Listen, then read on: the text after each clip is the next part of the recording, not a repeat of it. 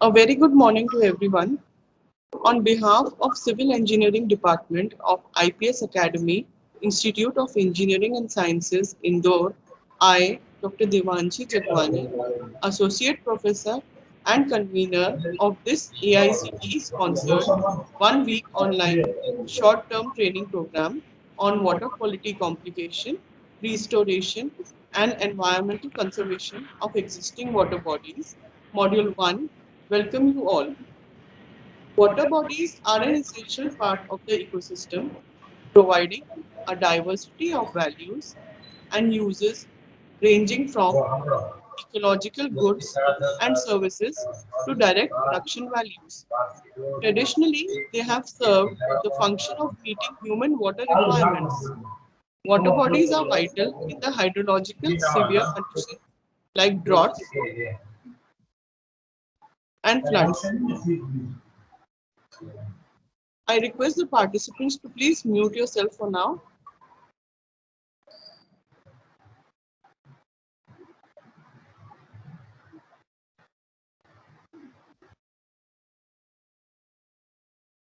So traditionally, water bodies have served the function of meeting human water requirements, and they are vital in hydrological severe conditions like drought and floods. They influence the microclimate as well as enhance the aesthetic beauty of landscape and offer various recreational opportunities. The quality of water resources is deteriorating rapidly due to human activities and environmental aspects.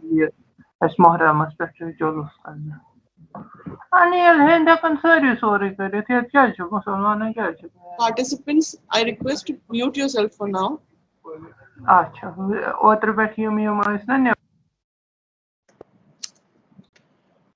Water treatment and restoration of water bodies are the fundamentals of establishing sustainable water resources. It is imperative that the students and faculties in civil engineering must develop an understanding of latest trends in these areas and are exposed to current technologies and innovations in this regard. AICTE short-term training program is established with the vision to conduct faculty trainings through financial assistance from AICTE to enable faculty members in the field of technical education to introspect and learn techniques that can help prepare students for active and successful participants in knowledge society. This short-term training program aims to address this burning issue by bringing forth students, academicians, research scholars, industrialists, field experts, and conduct technical brainstorming sessions. I request our present Dean of Research and Development and current Head of the Civil Engineering Department, Dr. Amit Sharma, to address the audience and motivate us with his inspiring words. Thank you very much, madam. Good morning to one and all. Respected guest of honor N.K. Kuttiappan sir, coordinator Mr. Devanshi Jagwani, uh, Litesh Sinha, organizing members, faculties, and all the participants. On behalf of Civil Staff family, I welcome you all on the inaugural function of first phase of AIST sponsored online STTP on water quality, complication, restoration and environmental conservation of existing water bodies, with the hope that the ongoing STTP will help the participants to understand the new aspects, emerging trends, and ongoing research in regards to the development and restoration of water bodies, sustainable water resources, and its management. water conservation, treatment, recycling. They will also interact with experts from IITs, NITs, and renowned organizations, and that will open the new gates of research for them. Again, I welcome all of you, especially Kuttiappan sir, and now I request Jagwani madam to start the proceedings. Thank you very much. Thank you, sir. You have always been supportive and encouraging. The short-term training program is of 6 days.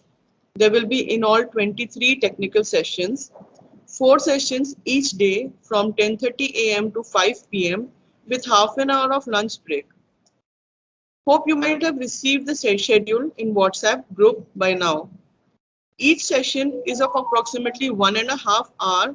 That includes the expert lecture and interactive session, with eminent speakers like Mr. N.K. Kuttiappan, who are an EIA assessor from NABET, Quality Council of India, Mr. Rajendra Kumar Saraf, who was the chairman of Viraj Enviro Private Limited, Pune, and scientists like Dr. Ramachandra Hebbar from RRSC, Bangalore, Dr. T.V. Ramachandra, who is a professor at the Center of Ecological Sciences at IISc, Bangalore, Professor R.S. Singh from IIT BHU, Professor Vimal Katiyar from IIT Guwahati, Dr. D.S. Ramteke, who is an ex-chief scientist and the present Environmental Appraisal Committee member of Ministry of Environment and Forest and Climate Change, Dr. Manish Kumar Goyal from IIT Indore, Dr. Swati Samvatsar, who is the Director of Jalshri Watershed Surveillance and Research Institute, Jalgaon, Maharashtra, Engineer Milan Pandit, who is the Director of Rajputana Society of Natural History, Alirajpur, Dr. Pawan Labhasetwar, who is the Senior Scientist of Water Technology and Management Division at National Environmental Engineering Research Institute, Nagpur, Dr. Nitin Goyal, Scientist and Head of Research Innovation Center at National Environmental Engineering Research Institute, Mumbai, Engineer Saurabh Sakre, who is Scientist at NEAST, Kerala, Dr. Sudhindra Sharma, Advisor at Water Resources Management, Government of India, Dr. Balendu Shekhar Giri, who is the Postdoctoral Fellow at IIT Guwahati, Mr. Dilip Bera from Kairen Energy Limited, Mr. Priyanshu Kumar, Founder and CEO of Clean Water Sustainable Technologies, Dr. Archana Kirti Chaudhary, Principal of IPS Academy, IPS, Dr. Ratnakumar Mudlia, Director of Indian Environmental Consultancy Research Services, Nagpur, Dr. Arvind Nema, who is Professor at IIT Delhi, Mr. Sandeep Narulkar, who is Professor and Dean of SGSITS, Indore, Dr. Dhananjay Dwivedi, Professor at PMB Gujarati Science College. So in all, there will be 23 technical sessions in these 6 days. At the last day, there will be valedictory followed by assessment. As instructed by AICTE, participants are requested to maintain attendance of at least 80%, and in order to obtain certificates, you must score at least 60% in the assessment on final day. With this, we start with our technical sessions. The first session will be taken by Mr. N.K. Kuttiappan.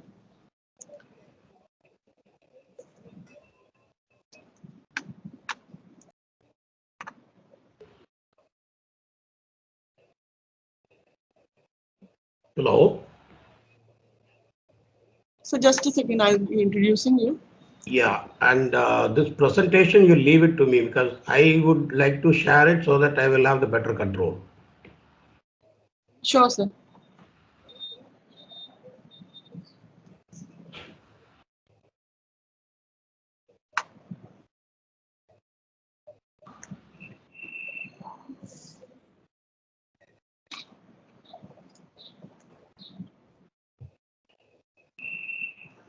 So our first session is taken by Mr. N.K. Kuttiappan, sir.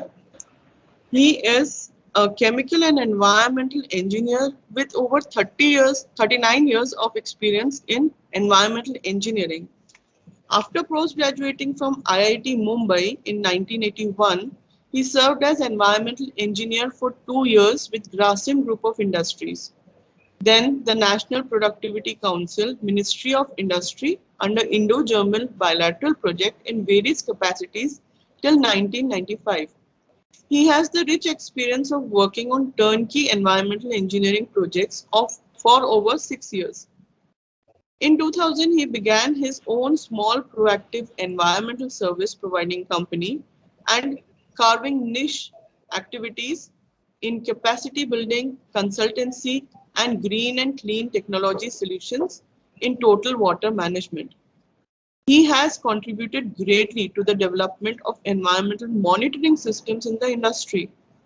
He has assisted the government and the ministry in the formulation of policies in setting environmental standards. A devotee of resource use efficiency and the concept of sustainable development, he has contributed in no small measure to the increasing awareness of the SMEs. He has been a pioneer in crusading waste minimization and pollution prevention practices. During his tenure with NPC, he developed and conducted a unique syllabus for a 2-year practice-oriented course on industrial pollution prevention and control. He is also a very well-known and respected trainer, having been in this activity for nearly 10 years. As an empaneled external legal auditor, he has more than 300 audit mandates with ISO 14001-2004 and ISO 9001-2008 management certificate systems. He is a regular guest faculty of ETI, TNPCB, ESCI, TTI, and various engineering campus across the country. Empaneled assessor with NABET for QCI from 2007, water expert for water auditing. On topics like water audit, environmental benchmarking, environmental performance indicators, he has been networking with various industry associations, policy institutions, and also assisting legal experts for techno-legal opinion on matters related to overall environmental management. He has traveled all over the world in his professional capacity and has an excellent knowledge of the state of the art in the field of environmental engineering, both in terms of consultancy and capacity building. In moderate way, involved in some international projects catering to KFW for municipal reform projects, IKEA for water audit, and PUMA for environmental sustainability studies. We are indeed privileged to have you with us, sir. On behalf of IPS Academy, Institute of Engineering and Science, Civil Engineering Department, I welcome you, sir, to this AICTE-sponsored 1-week online short-term training program on water quality complication, restoration, and environmental conservation of existing water bodies, Module 1. I request Kuttiappan, sir, to please share his screen and start the presentation, sir. Thank you. Thank you very much. At the very outset, I'm extremely thankful to Dr. Devanshi and Dr. Amit Sharma. And I have been introduced by one Mr. Ratnakumar Mudaliar to this institution. So I'm also grateful to him. A very long introduction has been given. Okay, so Madam, I request you to unshare your PowerPoint so that I share mine. Okay. Yes, sir, I've done that. Okay. So you can share your screen. But it is still on the sharing mode. That is what I'm saying. Okay.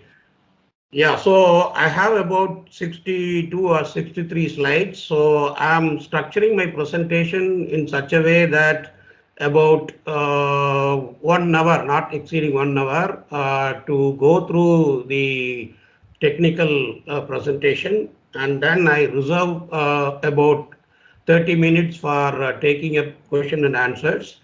And the participants can use the chat box during my presentation. As per the slides I move through, you will have some doubt, so you can raise your doubt in the chat box. So at the end of my presentation, let's say about 60 minutes, I will take up the questions raised by you. Okay, I think that should be okay. Or Madam can also at the end ask about it. Okay. Thank you, sir. So now I will share my PowerPoint.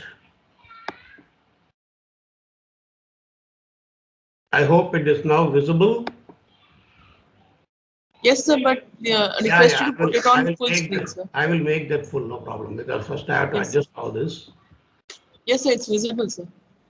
Okay. Yeah, so in our presentation, I will cover basically both water and wastewater, and that too starting with maybe पता करके रख ले natural way of how the nature has treated the wastewater. I always believe water and wastewater are two sides of the same coin. Whatever water we draw after various consumption, it reappears as sewage or wastewater. We use the term sewage for human consumption, and we use the term effluent or wastewater for the trade effluent. So how do we differentiate water and wastewater? Generally, we go through physical, chemical, biochemical, toxic, and bacteriological. These are the prime quality to differentiate what is water and what is wastewater. For instance, in water, we talk more on turbidity, hardness, TDS, trace level organic or inorganic, and even if toxics, that should be extremely low level. That means particularly in the toxic, for Indian context, there are certain pockets where the entire Gangetic belt based on the coal reserve, arsenic is an issue. There are nitrate issues, fluoride issues. These are all because of the natural pollutant by virtue of various minerals, etc. And of late, one more parameter to be added into this is the total dissolved solids. That means salinity is also slowly getting increased due to the industrial activity. And most importantly, on water, we concern about bacteriological quality, because that is where most important, because water after treatment or without treatment gets back into the hydrosphere and it pollutes all the receiving body, whatever be the body. Okay. Water body we normally consider from the environmental angle 4 recipient water body. One is the land, inland surface water. Ultimately, it goes into the estuary and the sea. And there is also one more recipient environment we call underground sewer network, which anyway is very, very low across the country. Maybe next to 3 decades that will intensify. When we come to wastewater, major one is the presence of various forms of organic and the toxicity, etc. Okay. Now, when you look at the environmental parameter, water quality, if you are looking into the standard methods for examination of water and wastewater, it will cover roughly 93 parameters. And Government of India has considered 55 of them as a priority to protect our receiving body. And we also supply such data every 6 months or as per the protocol we have with global environmental monitoring stations. Okay, so we are also a signatory to supply the quality of water from the designated groundwater, surface water, lake, pond, etc. 55 of them. Okay, air quality 12, soil quality mostly hazardous and other. But when we look into protecting the water meant for human and animal consumption, there are 9 group of parameters which in any case we have to be very, very protective. That is DO, pH, BOD, nitrate, phosphate, temperature, turbidity, toxicity, and some pesticides. They are all now brought into water quality, and you do have parameter called water quality index. So they govern the secured water meant for human and animal consumption. Now let us say how this receiving water quality is protected based on the source norm. Because there is a water quality norm and there is a effluent quality norm. So unless we strike at the source, we cannot do much on the receiving side. Receiving side is something desirable standard. Okay, that's where the interest is the regulatory body as well as the public works department, etc. I just take a simple example, like if I want to protect the water, the stream quality is categorized into A to E. So the quality of water, depending on which parameter they are attracted under A to E classification. And I'm taking one parameter BOD, it should be maintained, let's say 2 to 3 milligram per liter. Okay, and in order to meet this 2 to 3, whatever source norm, because it may be contaminated by point source or non-point source. Non-point source is a policy decision how we are addressing in the long run and try to bring mostly under source norm so that we are able to control. So when we look at the source norm, bring the BOD to less than 20 or 30. So if you read the relationship between these two, 8 to 10 times there is a dilution available. Otherwise, the water, whatever you are releasing with a higher level, the assimilative capacity gets disturbed. And likewise in air, we talk in ambient microgram per meter cube, whereas in the source milligram per meter cube. That means you are talking about 1000 times dilution. Same thing is available for soil. Normally, soil is the sins of the past, present, and future. Ultimately, groundwater and soil will decide the fate of our environment. There also now, generally, you can say about 50 to 100 times there will be some dilution available by virtue of biogeochemical reactions going on in the receiving soil. So this is the governing total. If you look at that is how we say water pollution surfaced first. Then came air pollution. Soil will come only when you put up control measures both for water and air, because environmental protection is a phase transfer phenomena. Now when we deal with source norm, these are the major parameter how you can govern. Basic parameter, PSCOD, BOD, TSO, the oil and grease. All these things again can be governed by only one parameter. If you are able to address design for BOD, I think you have done a major job. Okay. But this does not mean for all the situations it is applicable. When you come to industry, maybe an electroplating metal finishing industry, BOD, COD is not the key parameter. There it is the heavy metal. Any metal having specific gravity more than 5, we designate them as heavy metal, and environmentally there are 10 heavy metals environmentally notorious. Likewise, there are specific anions like cyanide, nitrate, fluoride. There are specific organics like phenolics, methylene blue active substances, volatile organic carbon, etc. Now, some of these things there is a standard. Phenolics, there is a standard. NVAS, though there is a standard of late, it doesn't find so much significant because the detergent is already undergone lot of improvement in the manufacturing process. That means we are talking about biodegradability has been introduced. And volatile organic carbon, host of industries using solvents. The residues of solvent will get into your receiving body and then they may create your trihalomethane, which is a cancer causing chemical. So like in other countries, chlorination is already banned in the water supply, but we can't do that because still we are going with the chlorination is one of the disinfection media for bulk water supply.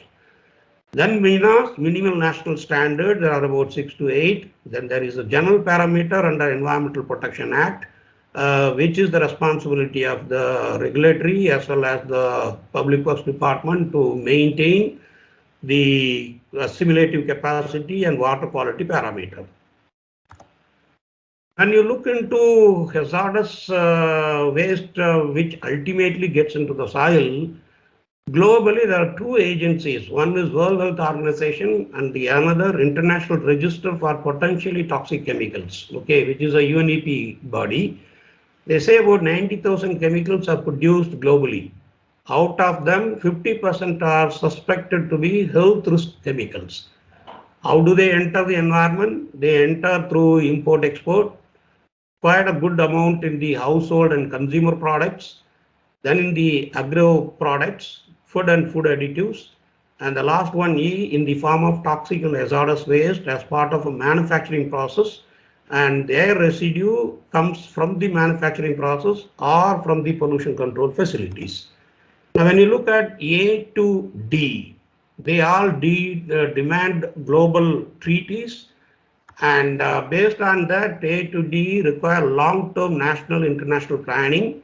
Like today, we have persistent organic pollutants is one of the parameters. We have a treaty with international body, then restricted hazardous substances, and of course VOC. Okay. Now this item E, if you look at it, alone comes to 5,000. Out of which roughly 700 varieties you have information through epidemiological evidence, etc., for strict control, and these are all governed under manufacture, import, storage of hazardous chemical rule, Basel Convention for various hazardous waste, Public Liability and Insurance Act. These are all governed. All these things are governed under that 600 to 700 varieties. Now the question comes, pollutants, they enter ultimately to the receiving water body, either through the water treatment we are affected or the wastewater treatment residue getting into the water body, it is affected. Okay, so the entry is through the water medium. So how do they impact? So if I look at the residues, which could be chemical, inorganic, whatever, in nature, there's a lot of things interacting. This is what we call an EAA also. There is a, what you release, there is a lot of compartmentalized way we think, but environment will react in its own way. Like it will, if you release into the soil or into the water or into the air or cumulatively into biotic environment, they all will have some kind of a biogeochemical reactions. Okay. And then we look into their behavioral occurrence and effect in the form of, let's say, measurements and statistics will talk about occurrence. Based on the occurrence could be in the form of a concentration, load, or a form. Then we say, for instance, mercury in its inorganic form is not that toxic, but whereas organically bound mercury is a highly toxic, where the solubility is very high. That's how it gets into biomagnification. So the physics, chemistry, and biology will give about the behavior pattern of that pollutant. So that could be in the environment. These are all the reaction will take place in the medium, which we call, I would say this medium is in our, let's say the entire hydrosphere, lithosphere, and atmosphere. You can put all the spheres put together, okay? Distribution phenomena, absorption, desorption, whatever, all these things are happening, okay? And that's where a big challenge comes, okay? And because of this occurrence and behavior, it results in some effect. These effects are given in the form of an acute toxicity, chronic toxicity, reproductive toxicity, and mutagenicity. Now, this is very, very important because environment we deal with milligram, microgram, picogram. Okay, even in picogram, there are certain pollutants which will have a very long-term effect. One of such parameter is the dioxin and furan. Okay. This gets into the receiving medium and then becomes part of biogeochemical or biomagnification. So water, we talk two things, surface water and groundwater. Okay. So the rainwater seeping through the, let us say, geology and hydrogeology, surface water. Groundwater, of course, is the water which is ultimately gets into your groundwater resources. But both are depending on the annual precipitation. Okay, the annual precipitation is also undergoing climatic change. Where it has to rain, it is not raining. Where it is not supposed to rain, it is raining heavily. Okay, we do have international change phenomena due to the climatic attributes. Now, when we come to water quality parameter, the developed nation, that means we are talking about potable water for drinking, okay, for human and animal consumption. Then developed nation talks about control over 28 parameter, which comes out of physical 4, chemical 13, toxic 8, bacteriological 3. This is all the developed nation. But when we come to our Ministry of Urban Development or now the Jal Shakti, you have water quality parameter, it is given by the Ministry of Urban Development. We should have a control over 22. Physical parameters still the same, chemical may be the same, toxic parameter 5, bacteriological parameter 2. Now let us look at how the water treatment took place historically. So good old days, it used to be only slow sand filtration. Then we went ahead with lime soda process, coagulation, flocculation, filtration, and disinfection. And then we talk about softening process, demineralization process, membrane separation process. Now all this development took place because we continue to extract and put back our residual wastewater. Nature has its own assimilative capacity, but over a period of time that assimilation capacity also has come down. So then our art of treating the water also need to change. For instance, I told you about demineralization. Why? Because if I have a industry like bulk drug, if I have an industry like tannery, so I have an industry like fine chemical, dye stuff, all these things are export revenue generator, no doubt. But unfortunately, they contaminate the groundwater beyond what we cannot repair. Okay, the tedious buildup is one of the major problem what India is facing. And next 3 decades, our entire developmental process will depend more on the groundwater than on the surface water. That means protecting the groundwater is one of the major requirement. So I confine now, let us say how we have been handling. Let us say if you look at physical, normally our water supply will talk about only physical and bacteriological. We don't deal with chemical treatment, toxic treatment at the bulk water level. For instance, physical mean we go through coagulation, flocculation, sedimentation, filtration, and then end with maybe a disinfection. But when you look at all this parameter, like there is a buildup of TDS or some toxic like arsenic, etc., then the industries will go through, because not that the municipal supply will talk about softener, RO, etc. But you know, of late, even RO on the coastal area, the water supply agency is relying on technology like RO. So industry, by virtue of their requirement, they will opt for softening, RO, fluoride by specific process, etc. Only through this you will be able to address this chemical parameter, how to control. Otherwise, they're all getting into by virtue of contamination or inherent soil nature. Toxic, of course, I already told you. And increasingly, the bacterial parameter, the receiving environment is now building up cysts.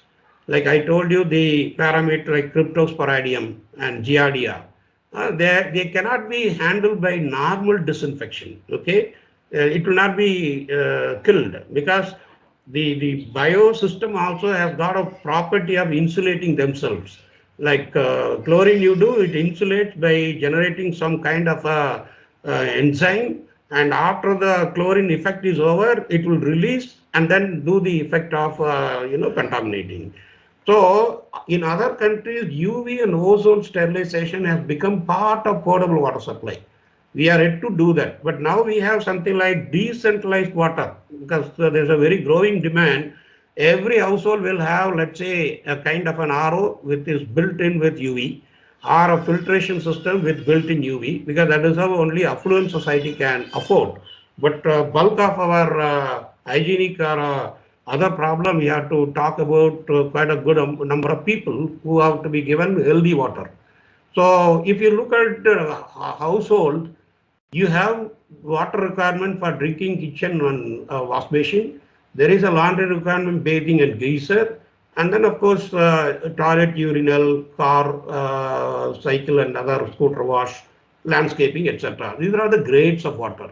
If you look at particularly drinking kitchen, it is very, very essential that TDS should be less than 500. And when you talk about all this bathing and laundry, we have to protect our own gadget. So preferable it is less than 1200 milligram per liter. And you should not talk about landscaping, gardening if the TDS is also very high. So when you look at normal water, they are all going through this process, and this is becoming very important when we talk about building project and township project, how it is addressed on source control. Some of the gadgets, if the municipality is not doing, how then the individuals are able to do it? So you may have a pressure sand filter, dual media filter, multigrade filter, candle filter. They all talk about only turbidity control. Okay. cartridge micron filter become part of your reverse osmosis. Then there are gadgets coming, a point of use gadget for any water. Then there is a point of entry gadget for municipal supply, desktop water purifier. Like the last one, I would say iron removal. There are also systems called iodine resin for disinfection. Okay, these are all some of the gadgets, decentralized way in the affluent society it will come up. Iron manganese removal, RO by TDS, DB also remove TDS.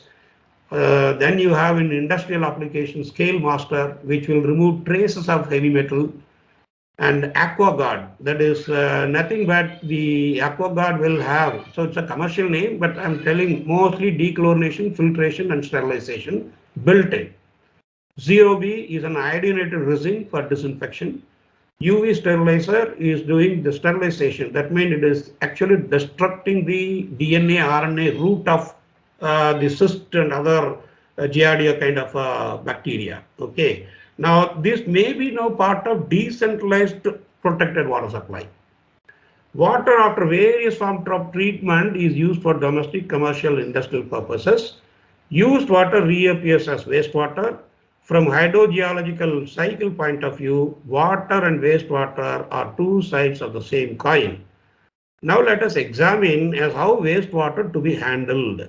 First priority is domestic sewage. Why we say, if you look at the total volume of water, very high volume of used only for domestic purpose. Okay, in terms of volume, maybe 70% of our volume goes for of course, leaving the agriculture. Okay, first is agriculture and then comes to your domestic, and then only we talk about industry. And within the industry, water intensive sectors, you can say most of the priority 17 sector. Okay, they are coming under priority sector from the water intensity point of view.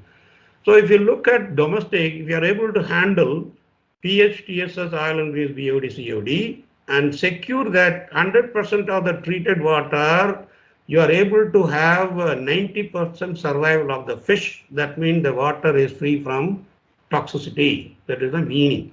But now when you look at BOD, COD, if I am talking about toilet flushing, then the NAM is no more interested in BOD, but we are talking more on the COD. It should be less than 50 milligram per liter. Levels of wastewater impact. Now let us look into three levels. Level 1, direct living environment.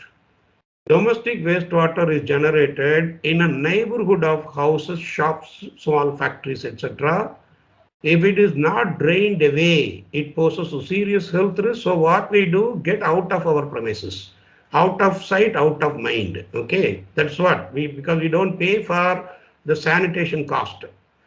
And it creates public health risk, especially in the large so-called peri-urban. And the topic what we are talking, if we don't haul away, or if you haul the used water, it is now affecting the lake, pond in a cascade manner, or the perennial water body, because the perennial water body is also during summer, the flow of water is not exactly 10 times dilution available. So protect the neighborhood, first funds must be dedicated. So I just give an example. If I want to provide water supply, the capital cost will be roughly say X per KL, and providing an organized wastewater collection, treatment and disposal, it will cost anywhere from 10 to 16X. That is why the wastewater collection, treatment, etc. have been delayed. The water and sanitation started in 1981. We have already completed nearly 4 decades. So 74% of water supply is met, but not the other front. Then the level 2, wastewater impacts the river near the city. Okay, the first level we are talking about cascade, lake, pond and the groundwater. Second is it is now going. Cities, if they cannot afford invest in conveying all sewage into, then it is going into river and lakes. These are in effect employed to dilute the waste and carry it further away, out of sight and out of perimeter of the city's formal responsibility. This degrades the river's water quality and can seriously harm other water users and the ecology downstream. So it's like upstream you are happy with the water, but you pollute the downstream, and riparian rule and act comes into the picture. So you want to do on the upstream. Today you have all this interstate problem, etc., because water is a state subject. So that's a major issue. How do we protect the river stretch from the contamination? Then, of course, the third ultimate sink, I told you, is the groundwater and soil or the marine environment. The coastal and marine environment is the ultimate recipient of all waste. It was often assumed that seas could dilute waste of a huge amount of water, but that is the source for biogeochemical or biomagnification. The future resource is also there at the sea bottom, etc. It's not that, today we live on something and future we can forget it. We also have a global treaty. Cost to the poor. Which I already mentioned, these statistics you can go through later, but I can tell if I don't treat the water, wastewater properly, all the hygienic issues are related to not treating the wastewater. Okay, so it has to be treated because all the health related issues are coming from not doing the treatment properly. These are all, we can say, waterborne diseases. It could be cholera, typhoid, hepatitis, bacillary dysentery. Now, what it says, if you are able to do the sanitation effectively, you can at least eliminate the cholera by the typhoid or dysentery, etc. Something in the range 40 to 90% of the problem you can address, because this is one health who's concerned, because it is only people are paying. We don't have the social security system like the way the Europe or the Germany is having. So, but this all people pay for it, hidden. And so we need to be careful about what we do, because these are all coming out of not treating the sewage. Now, when you want to treat, what is the emerging management model, public utility services, you can have something like service contract basis, management contract, lease, concession, a BOT, BOO, disinfecture, etc. But when you look at this, these are all not matured in India as on date. But in the next 3 decades, when we are talking about this kinds of problem is bound to come. The place right now I am living is in Coimbatore. There is a place called Tirupur. This is the first city which is created a water supply through PPP mode. That is public-private partnership role. The entire water, roughly about 350 MLD of water, meant for the hosiery sector, is managed under the private sector, and the cost of water to the industry is roughly about 90 rupees a KL. And in this public-private partnership project, the wastewater is not part of the funded project, for instance.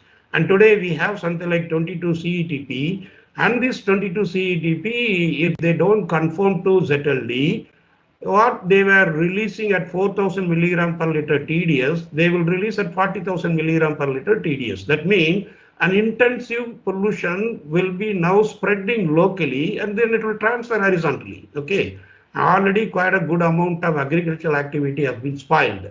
So repairing that is not so easy. We have to look at the concept of ZLD came not only water recovery but also salt recovery. Okay. Now that the question is how you price the water. Unfortunately, in this project, government has no say on the pricing policy of the PPP model. So one can look even how the PPP model has played a deadly role on impact of the receiving water body. Okay. Now, what is the kind of, in the world, there is nothing like wastewater has been done through payback period. There's nothing like payback here. You have to invest really some amount. Okay. If you look at the cost, capital cost, it's all given in dollar term. That's okay. It's just an indication only. Low income economy, we're talking about on-site sanitation, treatment plant, sewer and treatment, etc. It will vary depending on, there is a capital cost, there is a running cost. So you can imagine $3 to $10 per year per person. So this is the data available from the World Bank or any donor related projects. In fact, even the donors have one point of time, all this today we don't have that kind of a dependency on a multilateral project. Okay.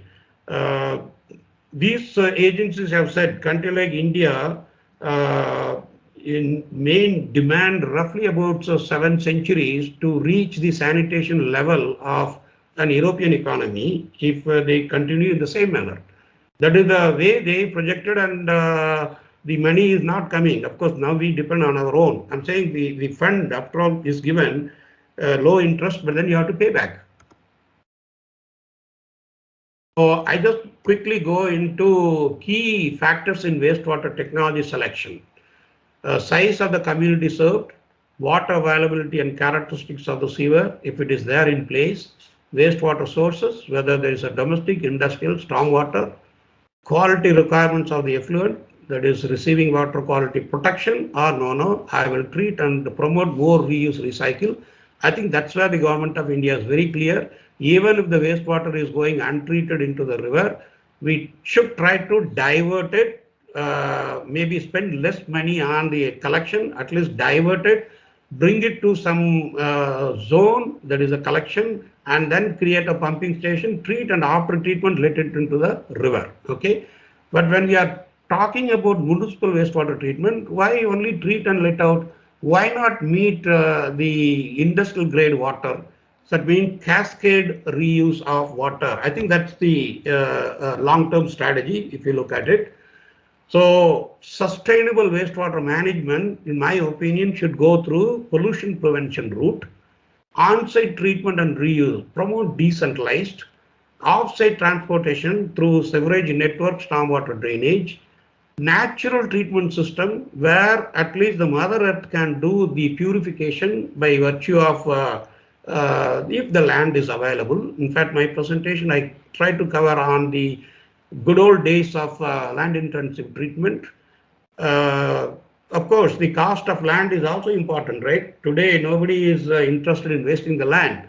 But I'm talking about peri-urban area and town and rural setting. Still, you have to have sanitation improvement. Reuse options and waste valorization using low technology and ecological engineering for the conversion of wastewater into resources. Many locations, in fact, the municipal wastewater, by putting into cascade lake system, it becomes an aqua farming. In fact, West Bengal is a classical example where the freshwater based, fish growth is a combination of that. And many such cities, we say city waterways, how they ultimately get out of the city. Okay, when you look at it, the pond system becomes part of it. So you have an on-site management versus centralized to sewer, but you need to think about on-site, zonal, and centralized. So I talk zonal what it is. Wherever the city is having a sewage pumping station, convert that pumping station into an on-site sewage treatment and try to provide the pumping station area, could be a lake or small pond, and aquifer recharge. That kind of a concept one need to look at it. So now we come to what are natural treatment system. We say natural ecosystems are non-mechanized, cost-effective, simple, reliable, and easy to design, build, and maintain.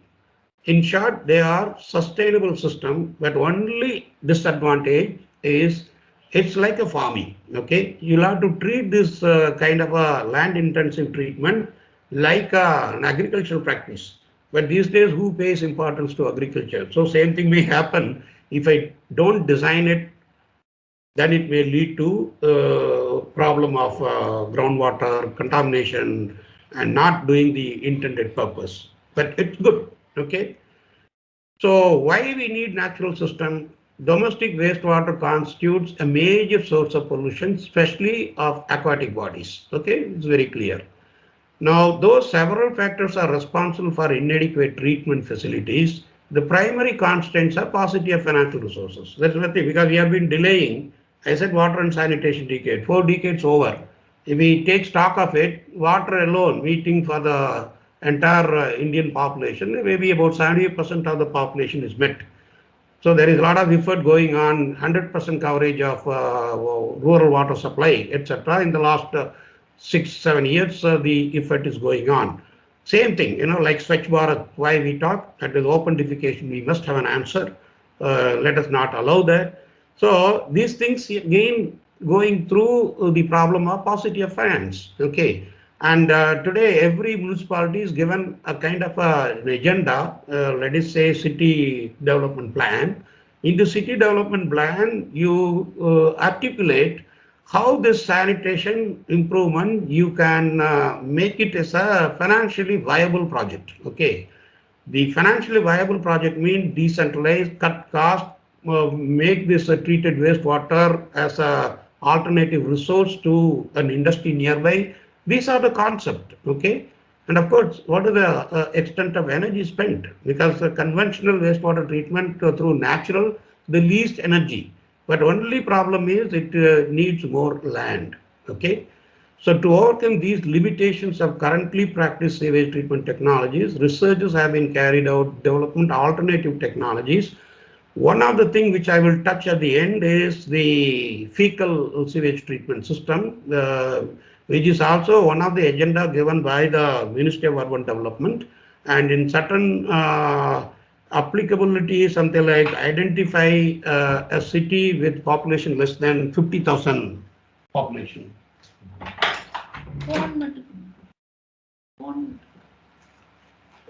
Sorry. So some of this, land intensive treatment when we talk about, it should be like a duckweed system, vermiculture, wetland treatment, root zone technology, etc. Okay. So these are typical natural system where NEERI also has done commendable job, and they came out with various practicing manual, and you'll find these things still existing in the CPHEEO manual, Central Public Health Engineering and Environmental Organization. You can download the manual from the Ministry of Urban Development website. So like algal oxidation ponds, anaerobic ponds, facultative ponds, duckweed ponds, fish ponds, hyacinth pond, of course, hyacinth, all this thing needs a good control of harvesting and managing it, because I keep telling this should be approached like an agricultural practice. Vermiculture, aerated lagoon, and septage treatment we call DWATs.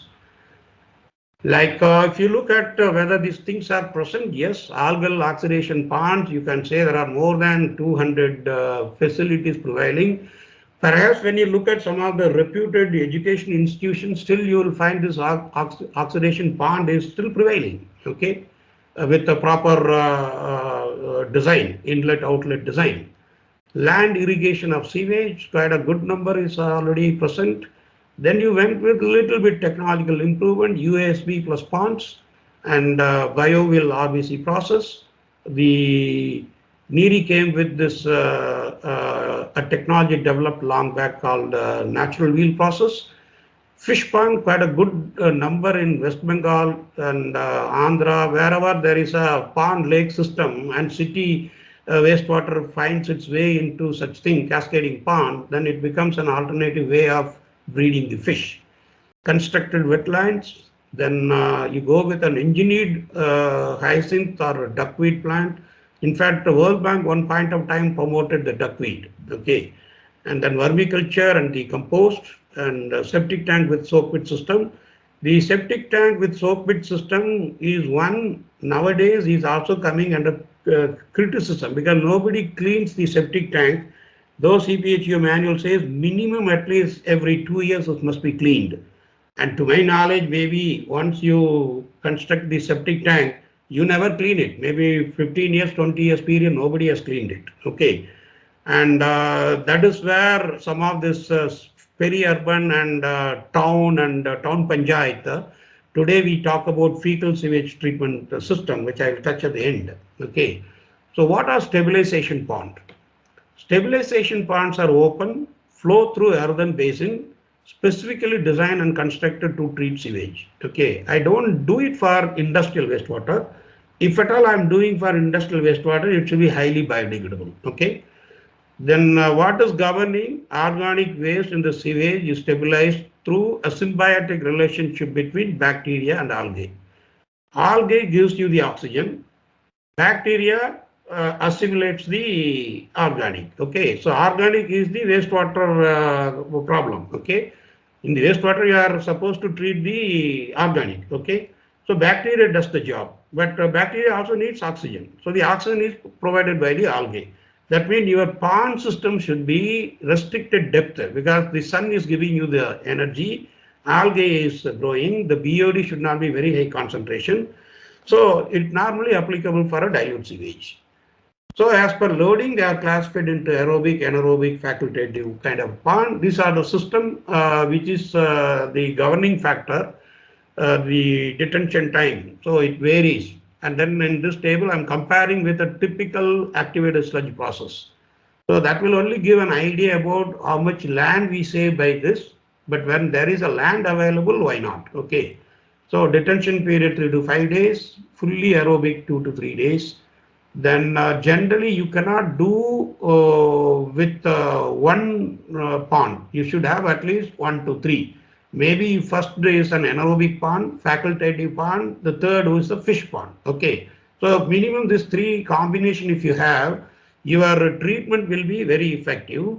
And it is a mud. The pond should be prepared well with mud matting etc. so that your groundwater is not contaminated. Okay.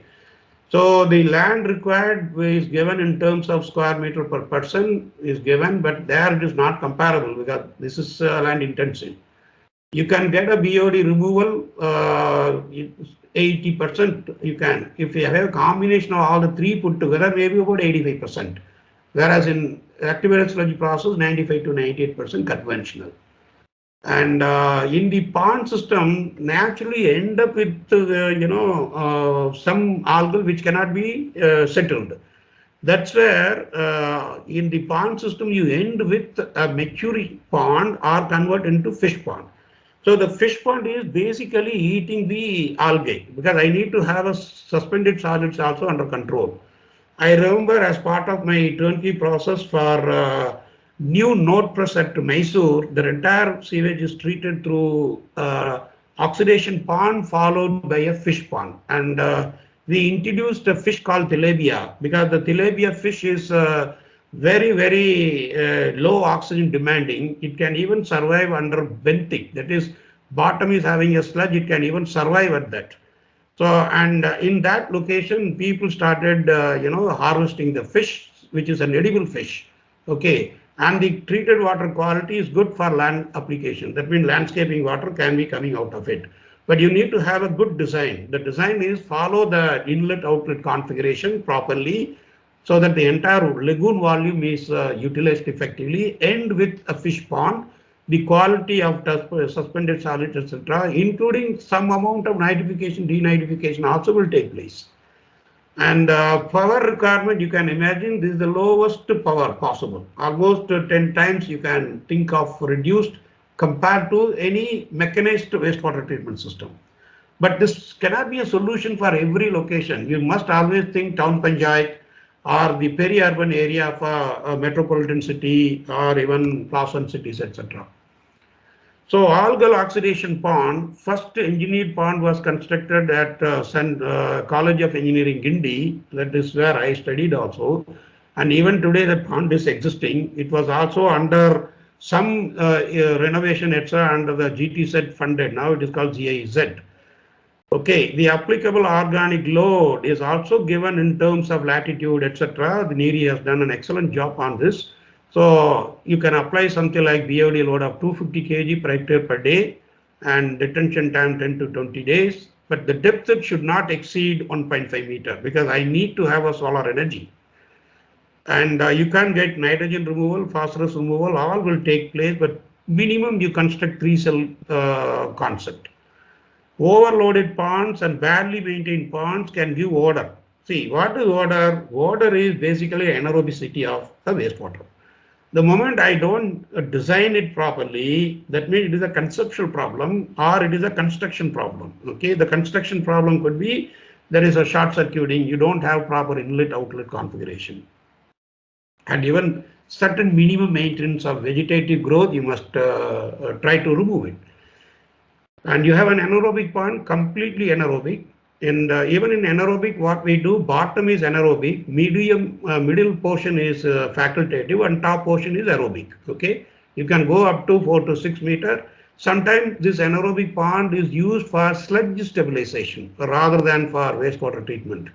So municipal sludge, the digestion can take place, and then the load is 400 to 3000 kg per hectare per day, or detention time of 5 to 50 days. Okay. Now the question comes whether I can convert it to biomethanation route, or these are all the funding mechanism. Okay. Usually this system is prone to have odor because anaerobic treatment is invariably will have an odor. In facultative pond, the facultative pond functions aerobically at the surface while anaerobic conditions prevail at the bottom. An engineered pond should consider stages, shape, pond inlet outlet configuration beside good organic loading as process criteria. Duckweed normally applied after stabilization pond. That means prior to that, because basically duckweed is now talking about prior to polishing or a fish pond system. Okay, reduce the suspended solid carryover. Duckweed forms a continuous floating mat and are good nutrient for fish growth. So why we introduce duckweed? Because subsequently I want to have a fish, that edible fish should also have better growth. So then you have a combination of maybe first is a facultative pond, duckweed, followed by fish pond. So the BOD concentration should be, that means input COD, what we are talking. So normally when it rains, that point of time we start stabilizing the pond, because then the input BOD is 60 to 70, and normal BOD of domestic sewage, depending on the per capita water consumption, it may be about 300. Okay, that is where per capita water supply is 150 LPCD. But these things will be per capita water consumption may be much more because water is abundant. So that is how your sewage available is diluted. Or the city is already having a septic tank system. The major pollution is handled through the septic, and only the sludge is coming out of the system. That is how the BOD concentration is relatively low. So fish pond exists in India mainly after algal oxidation pond. This can be integrated with duckweed, wherein Cobb's variety of fish can grow very well. Normally, tilapia variety, as I mentioned, don't put the female fish. That is what the specialist from the fishery department, they say, you put a male because the multiplication rate is very high. Okay, for an engineered system, facultative cum polishing, cum fish pond design concept are essential. So, as I mentioned, 3 cell concept normally should talk about it. For carp polyculture, fish production can be taken as 10 tons per hectare per year. So for 30 tons per year, a fish pond of 3 hectare size would be adequate. Buildup of ammonia could destroy everything. Hence, bio-design on pisciculture concept is also very important, because people who have masterminded aquaculture, the aquaculture spoiled because the excreta from the what you harvested is ammonia. So most of the bioculture used how to denitrify, that is nitrification, denitrification. So sometimes they use bioculture to handle the problem of toxicity. So then the hyacinth pond, of course, hyacinth pond talked a lot, but the problem is, it breeds very, very fast. You have to harvest it periodically, and that is how I think it has gone. Mostly this is not anymore applied. Vermiculture is used, but for a small wastewater treatment facility, okay, where you have poor flush toilets, etc. Highly decentralized way, this can be applied as a vermiculture. Generally, let's say 50 to 100 KLD wastewater let out, whether it is a sewage or it is a industrial sludge, you can talk about vermiculture treatment, because The vermiculture does the job of at the water medium it removes the organic, at the root medium it removes the mineral. If you talk about pond loading, depending on the latitude, the organic loading is fixed. The moment organic loading is fixed, then you have the dimension of how much area required. Then you have the depth restriction is already there. Then you get the surface area and that surface area length to width ratio. These are all some other design criteria how you can do it.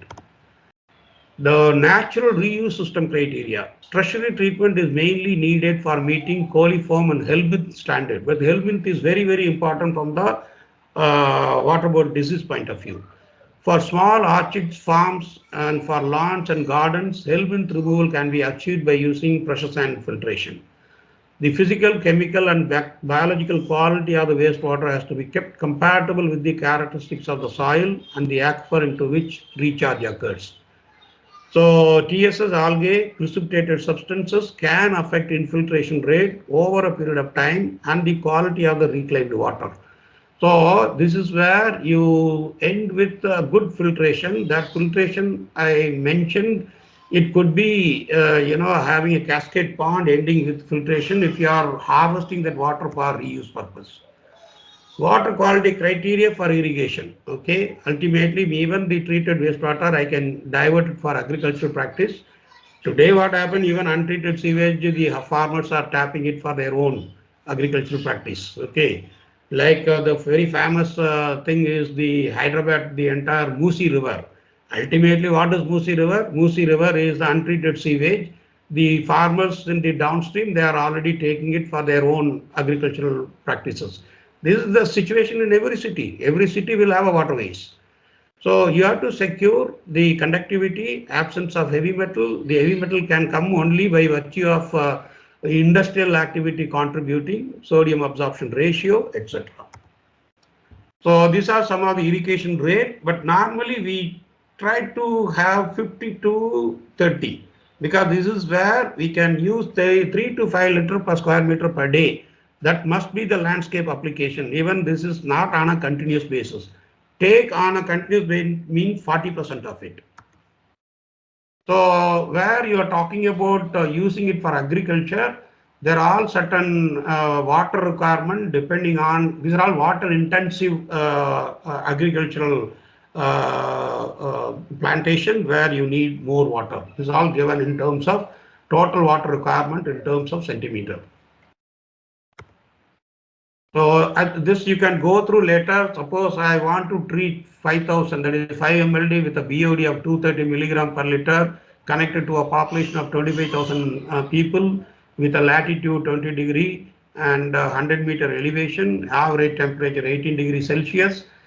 Then these are all given. What should be the area required? So something like 5.75 hectares should be good enough, and all these details are given. This is something where you can talk 50,000 population and below. Okay, you cannot now talk about for every location.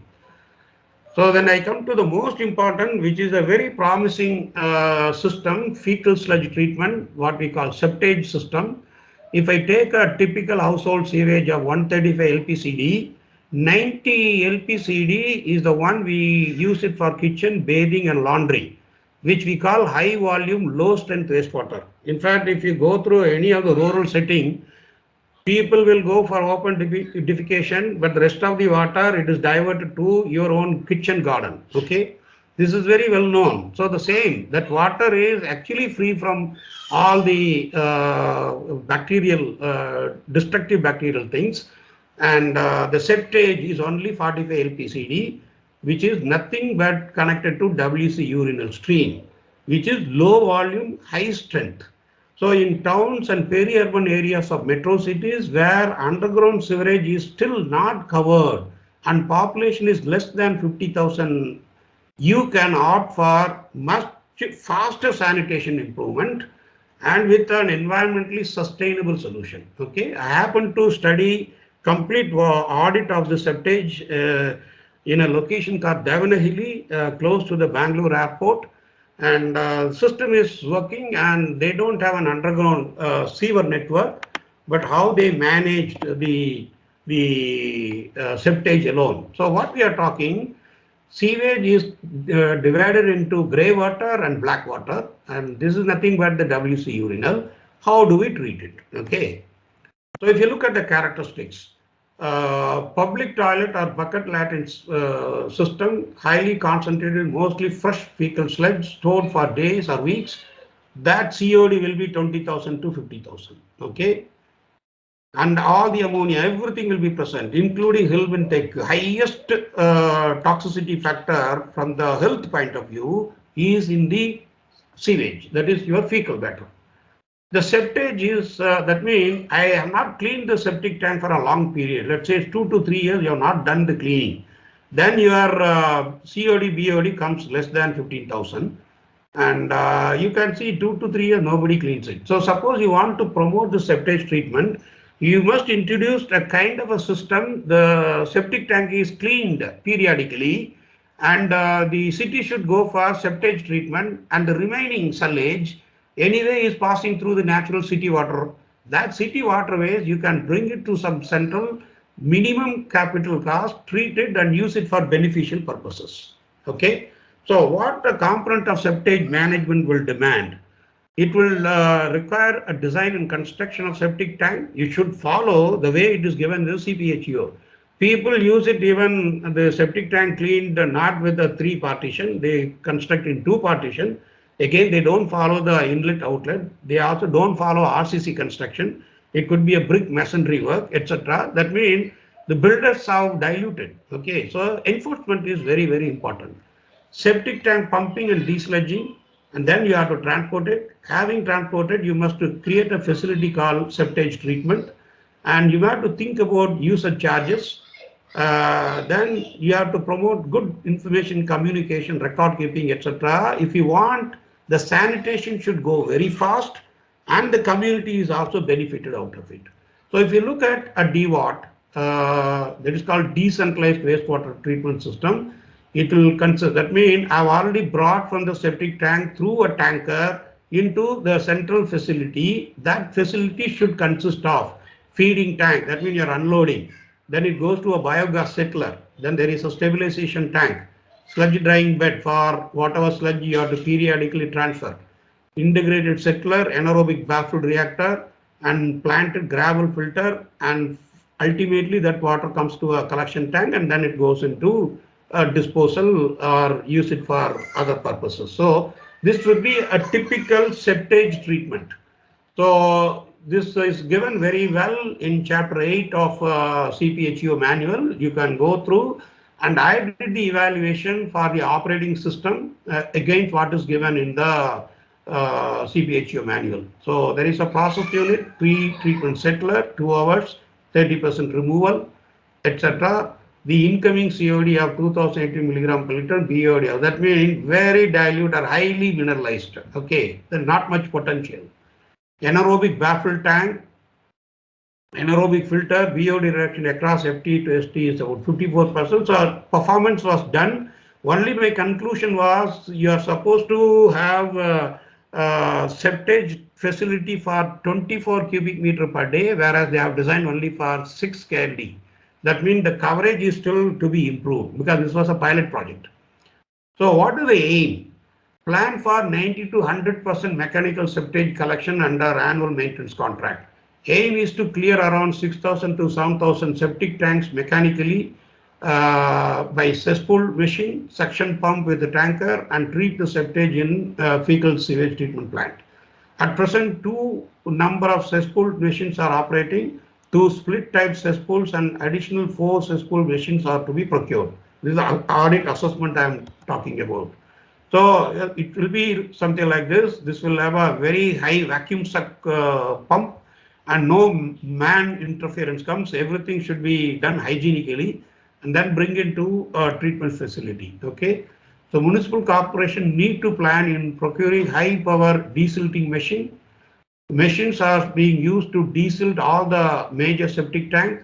The septage thus collected is to be treated terminally in DWAT system. The sludge with relatively low pollution load can be treated at much lower cost and used for agricultural practices. For 50,000 population, sullage would be roughly 4,500 KLD and septage about 2,250 KLD. Septage tank to be cleaned every year and septage expected is 200 liter per person per day. So you can compute, because this is designed septic tank system, but what we are hauling out is at the rate of 200 liter per person per day. So you can assume, suppose it is at 20,000, 20 multiplied by 200. That is how the calculation, which has to be treated at the central treatment facility.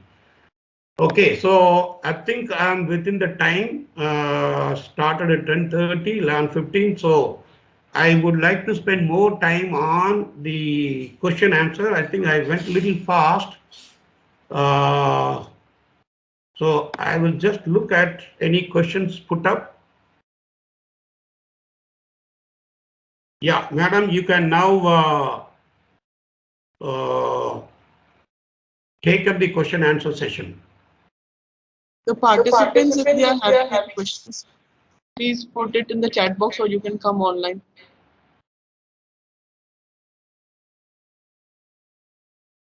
I didn't find any questions so far. Sir, I have a question. Yes, please. So you had mentioned that in the last part of the treatment for water, there was an example of using fishes for it. Sir, were the fishes able to survive in that wastewater?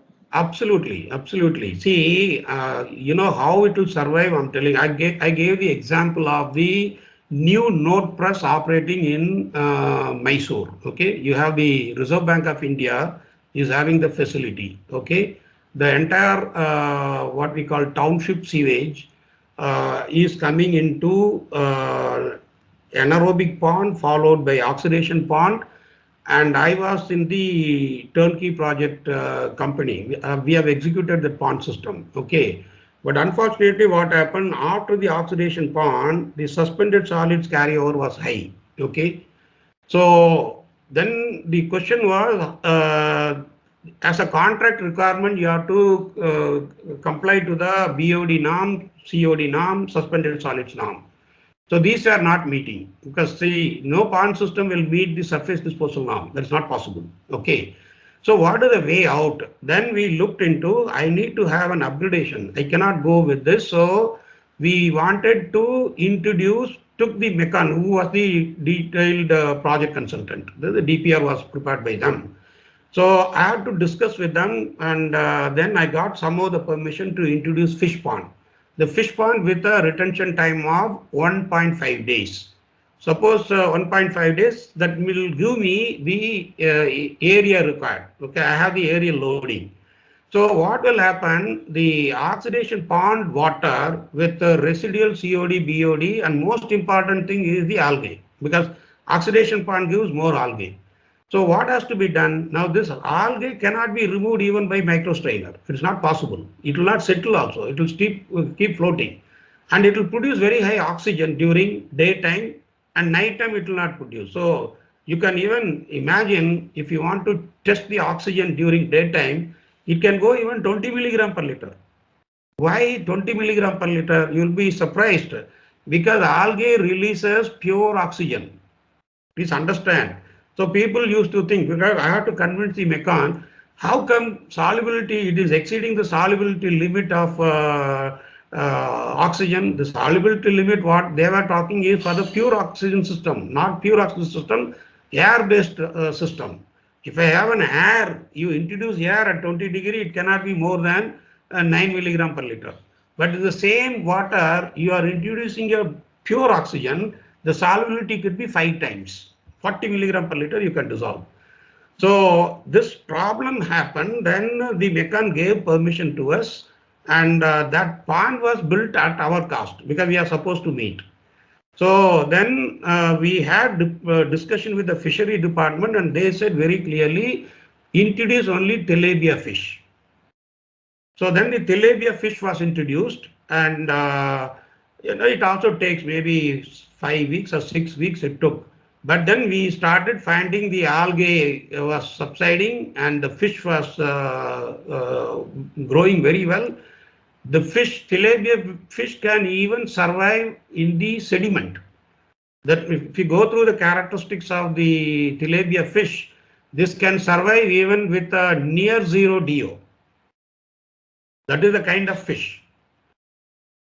So this was demonstrated, and because it's the water after this fish pond was used for landscaping only, of course, after disinfection. And you will find this invariably the entire West Bengal. You see, maximum fish pond where people really harvest fish is from the pond which is already contaminated with the sewage only. But unfortunately, or I would say fortunately, the West Bengal is abundant in rainfall. So the water availability is very good. So the sewage what comes to the pond system is already with a BOD of 80 to 100. That is the level. So normally what happens, dilute sewage is a criteria, or you must put ahead of the fish pond system which will reduce the BOD from existing level to a lower level, bring down to about 60 to 80. Afterwards only we can talk about fish pond, not directly. And you will find this is existing in certain pockets. Like I told, West Bengal very much. It is there earlier. It used to be there in Coimbatore region also. Now, of course, the PWD has come out with lake improvement program, and now all the sewage getting into the lake system is arrested at the source. So it is going with the lake improvement program, and the fish growth or people growing the vegetable, etc. They have all been modified. So you find people are growing vegetable, growing fish. These are all normal practice. These are all economic livelihood, because this data may not be available, but you will find even if you travel through the train from the Delhi to Mumbai, on particularly the moment you enter the peri-urban area of Mumbai, you will find on both sides of the track the vegetables are grown. So how do they grow? So they're all grown out of dilute sewage available. Thank you, sir. Sir, there's a question by a guest that what should we do with the pond weeds and algae after they aged and reach their maximum capacity? Come again? What should we do with the pond and weeds and algae after they are aged and they reach their maximum capacity? Yeah, okay. Because matter can neither be created nor be destroyed. Okay, that is why you need to have a cleaning program at least once in 10 years. Okay, because you will find the net sludge production is also low overall, because this is a system where the mineralization is also taking place. But then a time will come where you have to think about cleaning at least the first pond. That's why I said it should be like an agricultural practice. So even your design concept also should have a facility where you can suck the water, the sludge out. That means your design system should have a sloping proper and terminating into one corner where there is a pump sump is provided for desludging purpose. Because the desludging, I don't think it is required periodically. Actually, if you go through the CPHU manual, it also gives once in 10 years is the kind of a plan one should have it. And again, the restriction is you can plan only for a population something less than 50,000. Don't think about everywhere. And I would always say, you look at how many education institutions across the country, and do they have a sewage treatment fully? So I'm not saying land intensive treatment is the option, but I would say the educational institution is one of the area where I always look at a decentralized way of water management. That means you must collect the entire sewage, meet at least the toilet flushing grade wherever you have a problem of water shortage. And even if you don't do it, treated sewage should be used for aquifer recharge, because in a campus, I don't have any contamination except because I used to say about even environmental management system for an education institution. So where I target, for instance, engineering workshop, then various laboratories, they all should have an at-source control of some of these toxic residues going out. They should not become part of your drainage system. If you look at any laboratory, especially when you are going for an NABL accreditation, the laboratory, what you discard, the titration you do, there is a discard of the after titration you discard. You should not discard into the sink. You should discard into a container. Okay, because they are the sources. Suppose you are doing a COD, you know how much potassium dichromate you are using. So a consciousness to this level should be there in process control. That means there is an engineering workshop, you have a lathe. So that will be source for coolant oil, cutting oil. So today we have a concept where, okay, whatever water I'm using, just to flush it, let it go to the drainage system. Particularly in the laboratory where you don't this kind of a control, your conduits will get corroded, the plumbing work will get spoiled in no time. So very often we say the plumber will not attend. You will blame the plumber, but I don't blame the plumber. I blame only our practices. We don't practice because they are not designed for withstanding the acid and alkali. They are supposed to be withstanding only the water. Okay. But the plumber has not understood. Plumber will provide a system which will be fit enough for the water. So that is why NABL laboratory, when you go, normally they will insist all your laboratory discards, particularly the wet lab, or if you are even having an instrumentation system, you have an AAS, etc. All this thing will discard quite a huge amount of heavy metal, okay, huge amount of solvent. Okay, they are all to be, they are very, very low volume. Okay, you can have an organized collection, maybe in a 200 liter barrel, which may get filled after 3 months or 4 months. But it is a concept which is very important. So once you collect a sizable quantity, you can even precipitate it. It's not a problem. So that should be a motivating factor. You know, how you create an institution is also environmental friendly.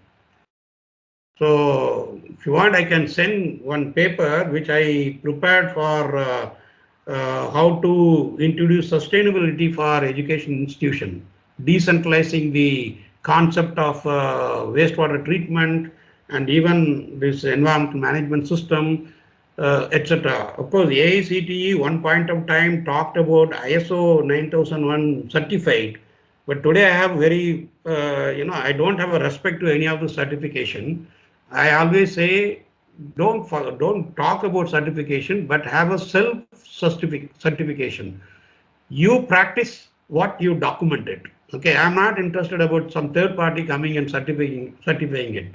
I would say go through this system which is very well articulated. You can have very good. In fact, I would say water management.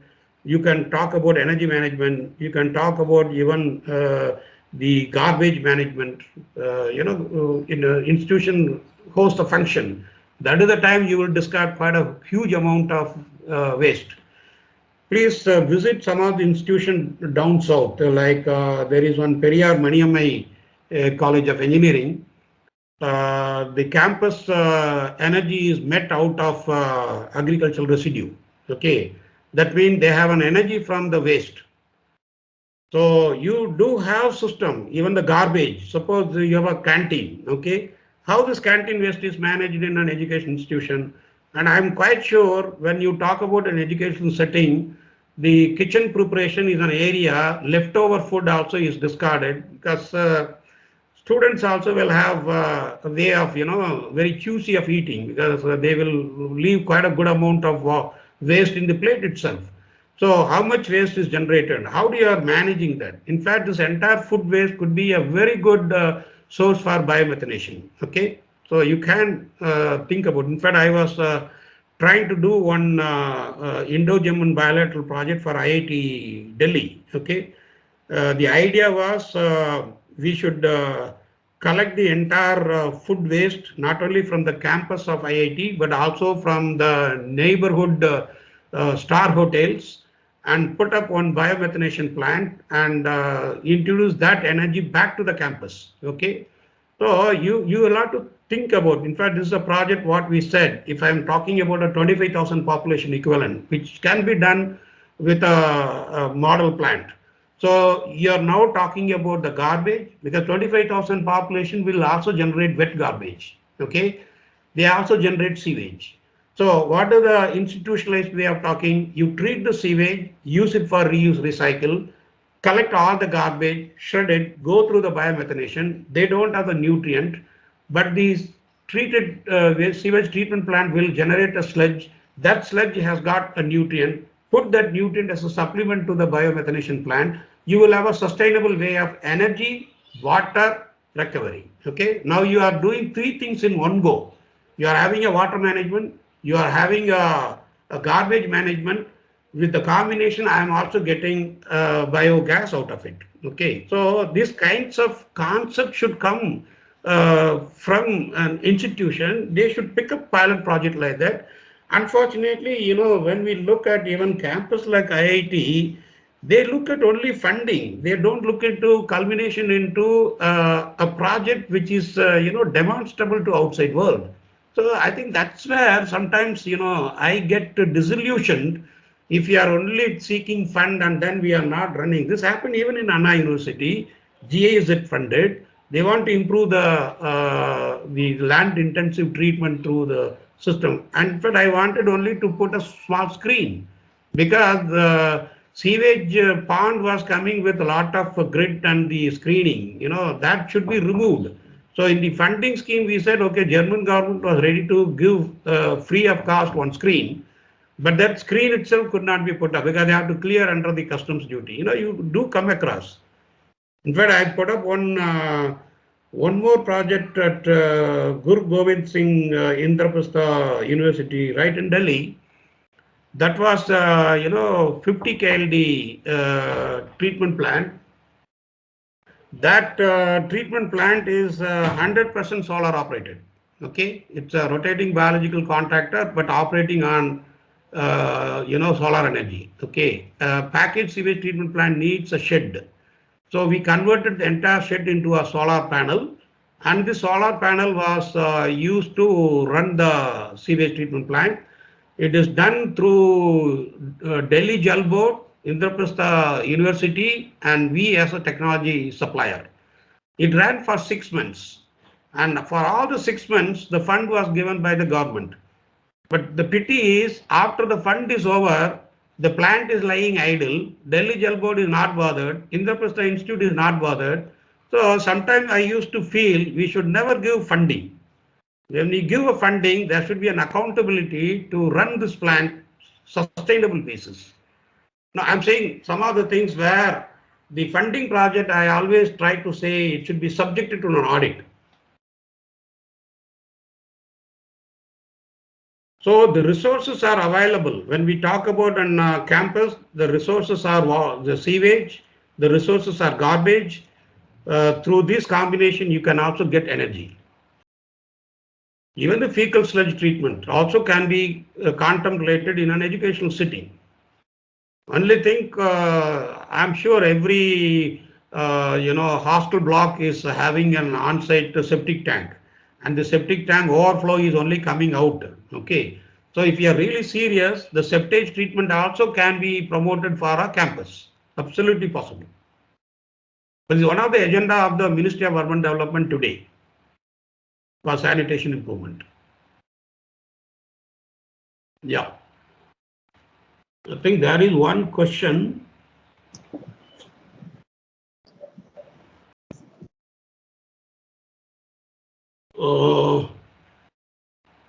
So there is a question in the chat. Can you read, because I'm not able to read? Yes, sir. In arid regions where drought and extreme weather conditions prevail, many of the nature-based solutions in wastewater treatment might not operate well. How do we do that? No. It is that is the area where, see, if I want to hold the water, Where is the major loss? Major loss is the seepage. Okay, if you talk about a pond system, evaporation loss versus the seepage loss. The major loss is the seepage. And seepage loss is also an environmental problem because it can contaminate groundwater in and around. That means the kind of pond what you are making should be a natural material, a clay material, which has got a natural property of imperviousness. I am not promoting something like liner, but at least you can prepare the pond with the proper clay, and this clay is abundant available. It is a question of how you design the pond. So the moment I prepared a pond with a clay base, your imperviousness is secure. That means seepage is handled. Okay, not 100%, but effectively. Then the nature takes place, and particularly in the arid region, why do you allow the water to be lost? That should be potentially harvested. And even if you're not interested in for agriculture, at least you can do that aquifer recharge. What is the problem? Because many times we say aquifer recharge to be done only by rainwater.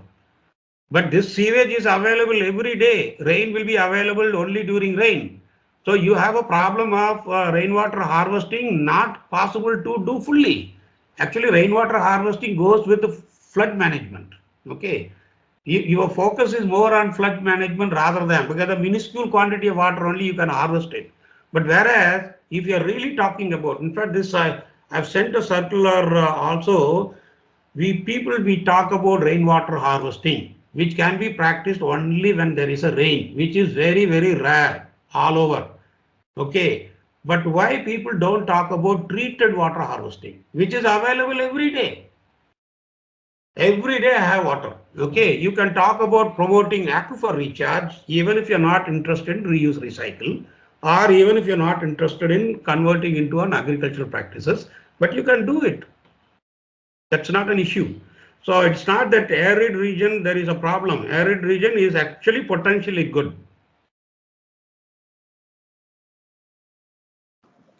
So I have a Problem is the question. land cost. Problem is only the land cost. Land should be available. So I have a question from my side. Yeah. Sir, actually, the water which we are collecting from the rain which is coming over here, we collect it on the terrace region of the building, but we are not able to recharge it because the ground that is available over here is not able to absorb the water.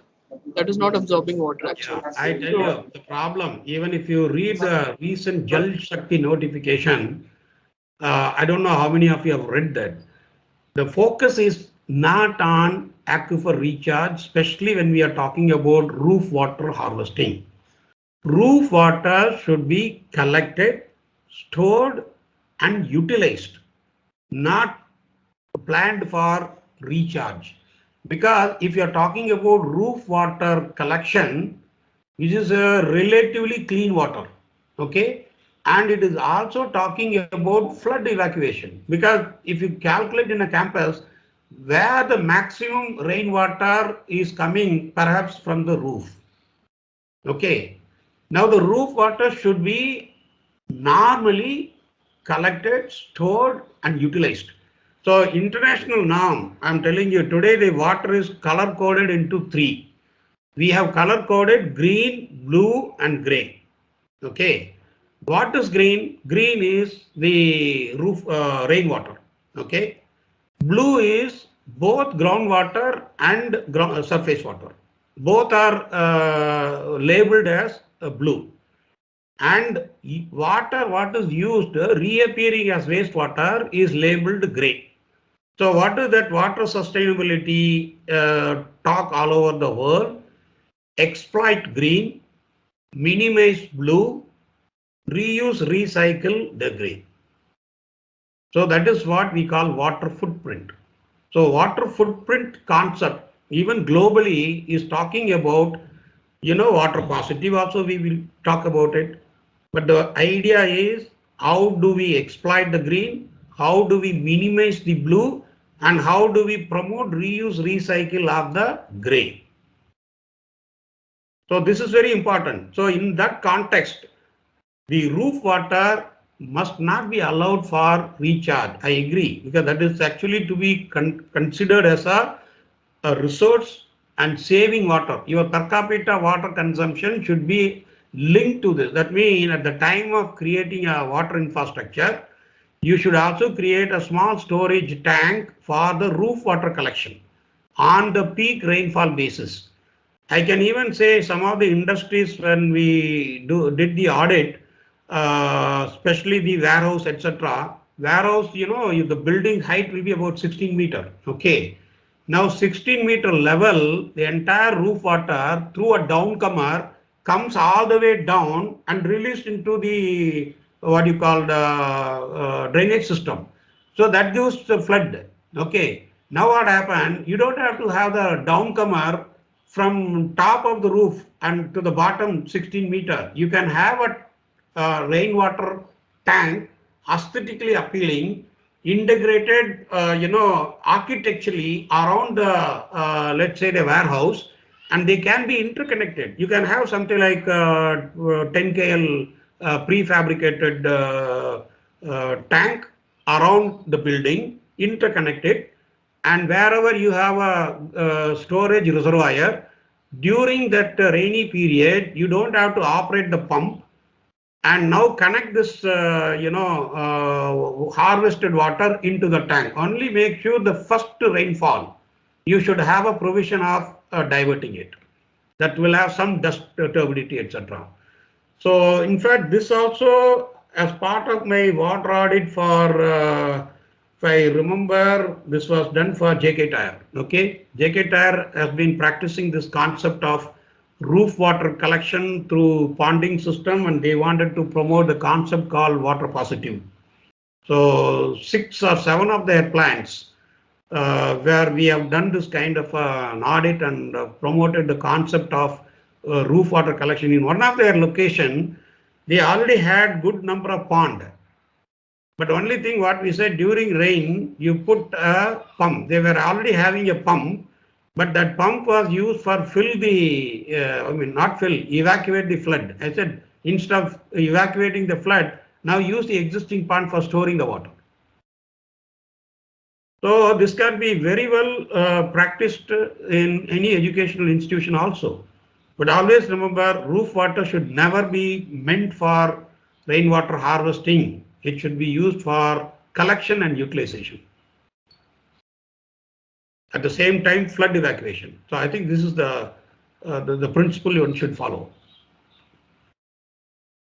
So education institution can have a paper trail management, energy trail management, water trail management, laboratory trail management, like that. These are all addressed in the environment management system. One can look at how an education institution can be a good setup. Normally I say we are talking about municipalities not doing it.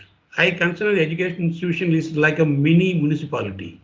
Whatever problem municipality is facing, an education institution also will face. Whatever. You have a theft, you also have a theft inside. What is there? Everything should be there, only in a miniaturized way.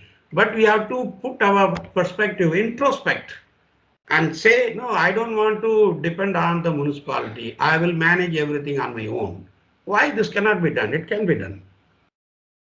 In fact, if you look at the Solid Waste Management Rule 2016, it is talking about bulk waste generator. The municipality will not come into your picture. You have to manage on your own. So quite a good number of education institutions will come under bulk waste generator.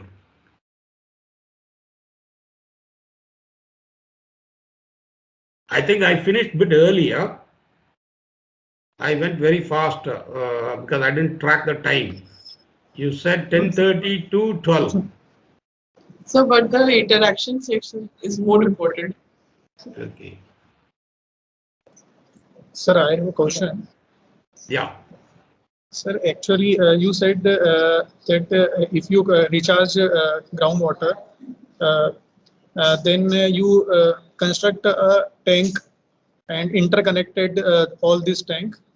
But sir, the problem of sediments and turbidity of water is very tedious and uneconomical. That is why I said when you are collecting the first spell of rain, Yes, sir. First spell of rain, you should divert it, because after all, you are putting a system, it is collected anyway in the tank. The first spell water, you must have at the bottom, there is a wall which should be drained.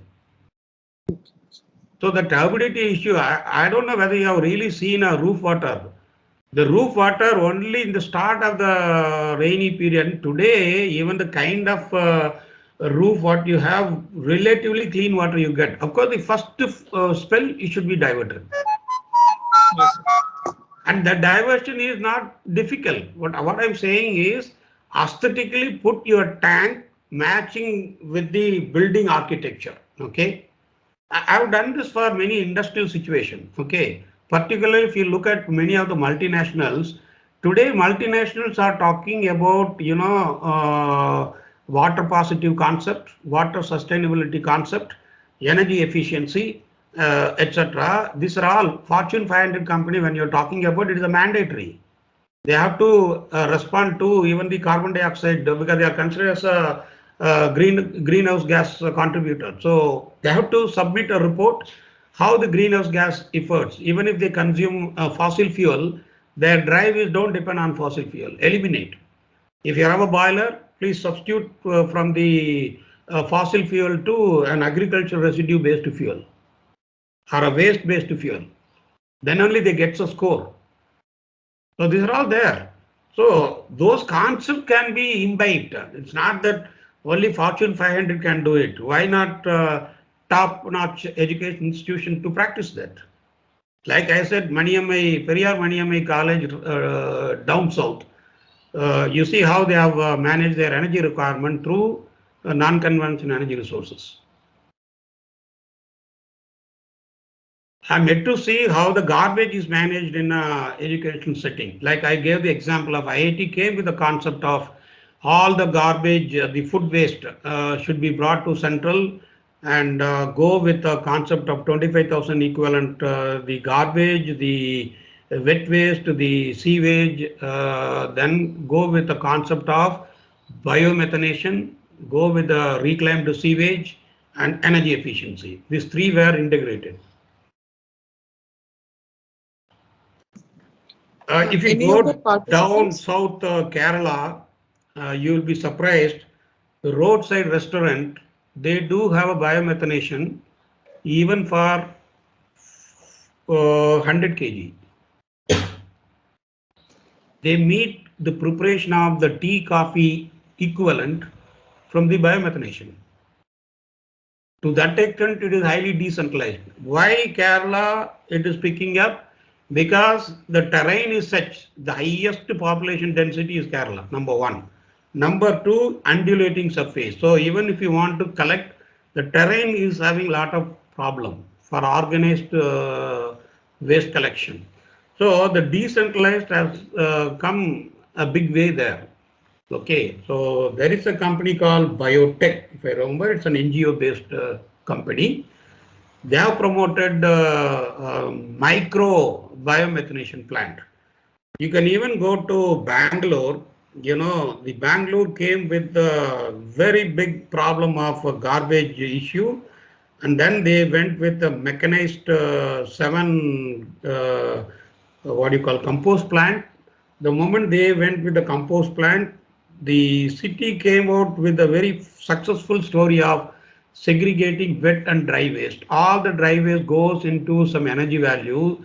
The wet waste only was sent to the composting yard, and all the seven compost plant what was originally designed for mixed waste started receiving only the wet garbage.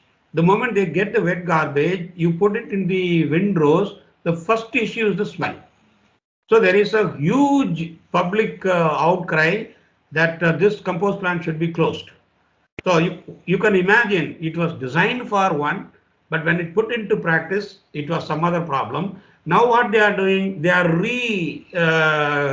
classifying, and then they are putting biomethanation plant for managing it, because there's no way you can do it through the windrow system and answer to the water problem. You cannot. So because wet waste contains moisture more than 70%. So with 70% moisture, you put on a windows, it will smell badly. That is the way you have to look at it. So I always say future resource is coming from waste only, whether it is a wastewater or it is a sewage or it is a garbage.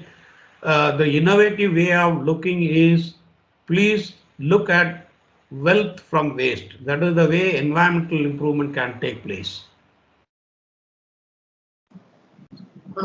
Is any of the participants having any doubts or questions?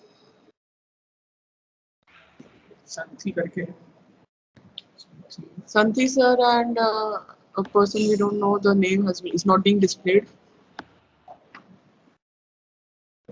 We explain three cell type of pond somebody has raised. Okay, now what is three cell pond? I said first pond is, let us say it is a oxidation pond. The second pond is a maturing pond. The third pond is a fish pond. So if I'm talking about a three cell, is basically if I'm talking about raw sewage with a BOD of 200, I should first deal with oxidation pond. Okay, normal oxidation pond, where the design criteria, everything is given in the CPHU manual. But what is coming out of that pond will have a more algae. Okay. Now the algae, I still have to have a stabilization for the residual BOD. So the residual BOD from an oxidation pond will be about 70 to 80 milligram per liter with a high TSS going. That should be handled in the maturing pond. In the maturing pond, I am allowing only the mineralization to take place. Mineralization process means further degradation of organic matter, maybe nitrification to some extent, and the settlement of algae, and but still the algae cannot be settled fully. So after the maturing pond, where the BOD reduction has taken place from, let us say, incoming 60 to 70 down to maybe 50 to 60, okay? 80, it can come down because it cannot come down very drastically. Then I put a fish pond where the main role is the fish pond will eat all the algae, okay? My suspended solid is taken care. Along with that, there will be also BOD reduction.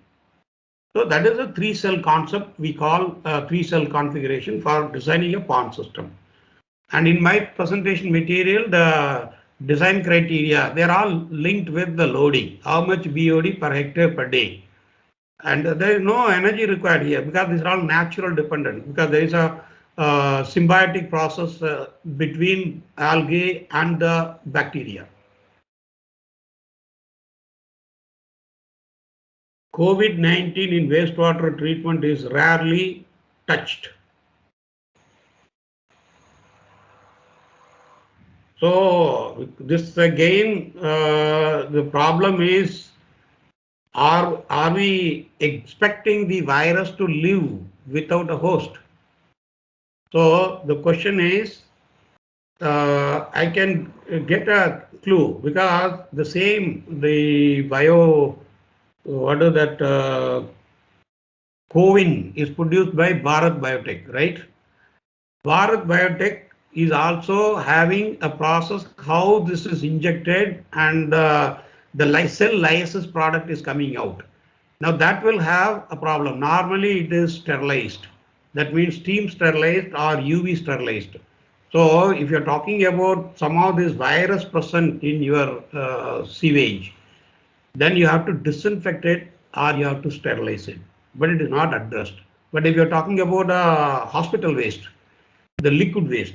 The liquid waste is coming from where? It is coming from the normally the test laboratory, because where the blood is tested or whatever, all the testing facility of a hospital is a source for all the bacteria, virus, etc. So if you go through the biomedical waste treatment rule, it's very clear the waste coming out of the clinical or the testing facility, that is the only liquid waste. It says it should be disinfected or sterilized before letting into the drainage system. So that's the only requirement. So you have to do the sterilization or disinfection.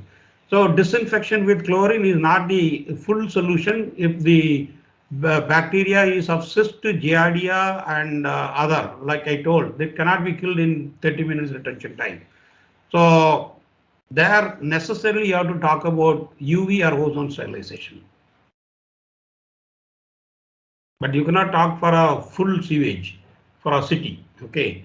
So that depends how one is looking into. I don't think they have monitored any of this presence of MPN.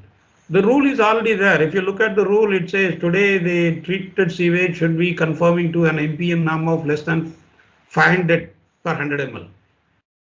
So if you talk about rules are abundant. But what is the problem is, are we practicing it? Enforcement is a weakness. We have everything. If you talk about rule, you have abundant rule. We don't need an extra rule. It is the principle of abiding by it, either as a civic society or as an individual. It is the attitude which matters a lot. Our attitude should be, are we caring for the sanitation improvement? It should start with individual, then you talk. After all, what is civic? Civic is individual. You touch yourself. Are we doing it consciously? If you have to put the waste into wet bin, dry waste into dry bin, are we practicing it? Are we grooming our children to practice that? It should start from home. Even our own grandchildren should be told. In fact, the future society's response is good. Okay, but that all comes with our attitude only. That's true, sir. And I thank you, sir, I think so much. somebody has asked, could you please comment on the emerging technology? In fact, I kept that emerging technology thing as a second session. You planned it for November. Being the first session, I thought harmonize the understanding of what is water, what is wastewater, and what the nature is already doing. One step above is a natural land intensive treatment. That is how I tried to put the first session on land intensive treatment, but more on understanding the relationship between water and wastewater. So we should have that clarity of water and wastewater. They are two sides of the same coin. So if we don't handle the both sides, then our future generation will be having more problem with the sanitation issue, which is nothing but waterborne diseases. We spend too much money on our health care. Why? Because we don't treat. That's absolutely true, sir. I thank you so much for enlightening us with the new types of treatments. In fact, we have to think and look over the way we are managing the wastewater. It's, the real need of the time is to minimize this wastewater which is being generated and try to make a decentralized treatment that can help out with the environmental sustainability issues. Sure. Okay. Thank you so much, sir. We are definitely privileged and we look forward to having you with us again in November Yeah. for the module 2. Thank you. Thank you very much and Thank all you, the sir. best. And participant who wanted to pose questions, I am just putting in the chat box my email ID so they can pose question for future reference. They can send any questions into my mail ID, which is already posted in the chat box. Okay, thank you very much.